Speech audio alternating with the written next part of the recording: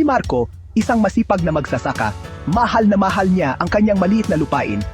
Gumigising siya bago sumikat ang araw, binubungkal niya ang lupa at inaalagaan ang kanyang mga pananim. Pangarap niya ang magandang kinabukasan para sa kanyang pamilya. Gusto niyang ibigay sa kanila ang lahat ng nararapat sa kanila. Simple lang ang buhay, pero kontento na siya. Isang araw, isang grupo ng mga lalaki ang lumapit kay Marco.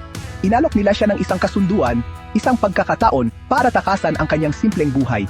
Gusto nilang bilhin ang kanyang lupa at nangako ng malaking kayamanan.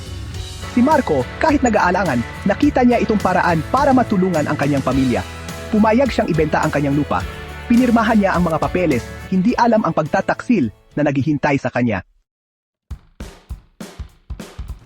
Binigyan ng mga lalaki si Marco ng isang maleta na puno ng pera. Ito na ang lahat ng pinapangarap niya.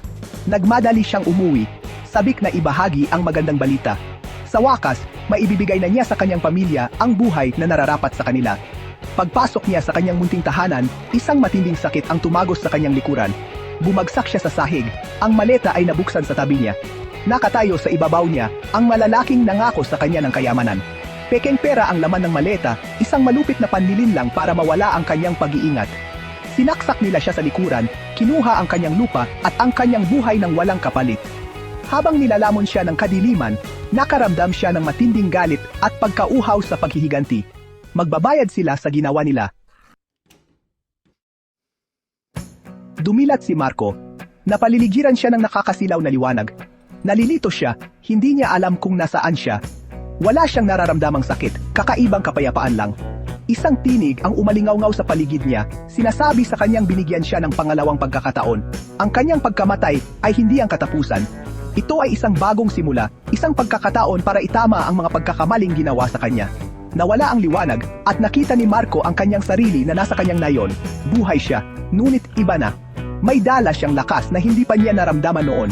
Naaalala niya ang pagtataksil, ang sakit, ang kawalan ng katarungan. Nag-aalab ang kanyang puso sa isang layunin, paghihiganti. Pagbabayarin niya sila, makakamit niya ang hustisya.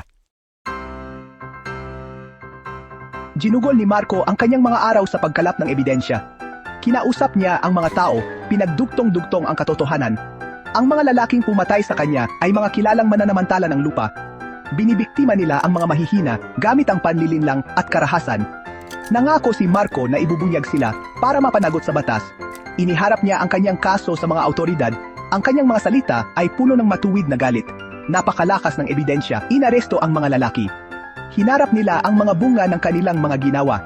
Nakamit ni Marco ang kanyang paghihiganti, ngunit wala itong dulot na saya. Mapait ang kanyang tagumpay, hindi nito maibabalik ang kanyang buhay.